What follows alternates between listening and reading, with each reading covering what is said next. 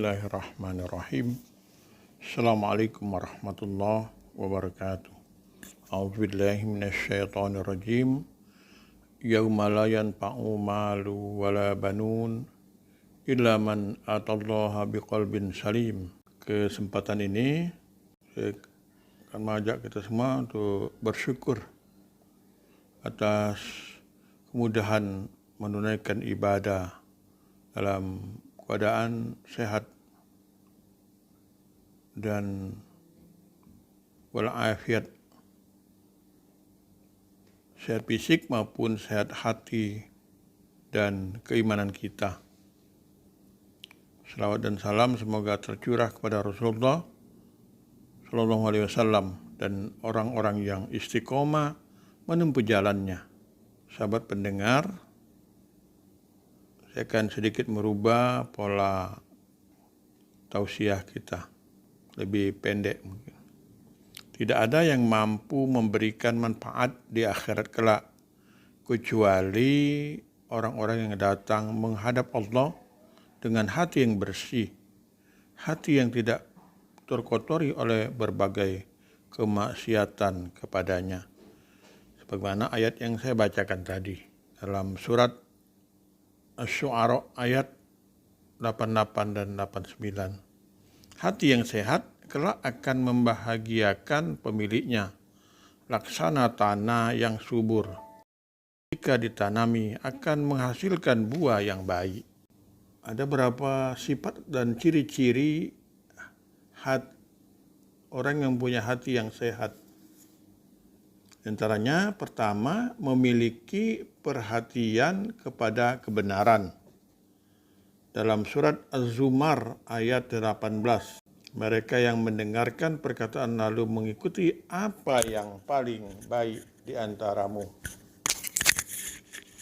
Mereka itulah orang-orang yang telah diberi petunjuk oleh Allah. Dan mereka itulah orang-orang yang mempunyai akal sehat. Hati yang sehat memiliki perhatian terhadap kebenaran. Sebaliknya, hati yang sakit akan menjadikan pemiliknya berpaling dari kebenaran, tetap berada dalam kebodohan dan tidak mau mendapatkan petunjuk. Yang kedua, mencintai kebenaran dan lapang menerima Islam. Di antara ciri lain dari hati yang sehat adalah menerima kebenaran dengan sepenuh hati dan lapang menerima Islam tanpa ada keraguan sedikit pun. Sebagaimana dalam surat Allah berfirman dalam surat Al-An'am ayat 125. Sementara hati yang mati dan sakit akan senantiasa benci melihat kebenaran dan sempit dadanya mendengar Islam, sehingga sesak melihat orang-orang berada di jalan kebenaran. Yang ketiga, menyambut seruan iman dan istiqomah dalam keimanan. Hati yang sehat bersegera menyambut keimanan dan istiqomah dalam keimanan. Mereka selalu berusaha merenungi ayat-ayat kauniyah dan ayat-ayat Qur'aniyah. Sementara hati yang mati dan sakit tidak lagi mau menyambut seruan iman. Hatinya telah tertutupi kekafiran. Akal dan pendengarannya tidak berfungsi untuk melihat dan mendengar ayat-ayat Allah. Yang keempat, tazakur atau mengambil peringatan dan yakin. Hati yang sehat selalu mengambil peringatan, tidak buta terhadap kesalahan-kesalahan, karena sifat manusia yang mudah lupa dan salah, sehingga bersegera memperbaikinya. Bagaimana dalam firman Allah dalam surat Al-A'raf ayat 20. Orang yang hatinya sakit, mereka lalai akan kampung akhirat dan lalu ditimpa perasaan was-was dari setan yang menggodanya. Orang yang hatinya sakit, mereka tidak dapat mengambil peringatan, dirinya selalu berpaling, dipenuhi dengan keraguan dan kebimbangan terhadap kebenaran yang datang dari Allah dan Rasul-Nya. Yang kelima, hatinya mudah mengingat Allah.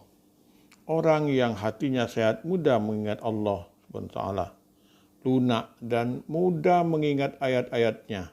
Mereka mendapatkan cahaya hidayah dan kebenaran. Dalam surat Az-Zumar ayat 22. Sementara orang yang hatinya mati lagi keras, membatu dan jauh dari mengingat Rabb-nya, muncul dalam dirinya sifat sombong, lagi mengingkari ayat-ayat Allah. Kemudian yang terakhir, yang keenam, mengikuti Al-Quran dan As-Sunnah.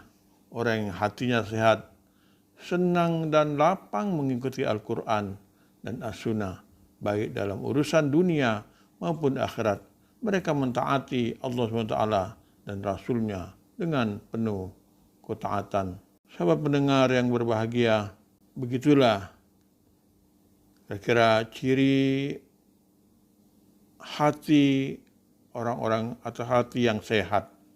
Mudah-mudahan kita termasuk orang-orang yang hatinya sehat, bersih dan penuh keikhlasan dalam melaksanakan perintahnya. Semoga kita kelak menghadap kepada Allah penuh keridhaan dengan hati yang bersih dari berbagai dosa dan kemaksiatan. Rabbana atina fid dunya hasanah wa fil akhirati hasanah wa qina azabannar.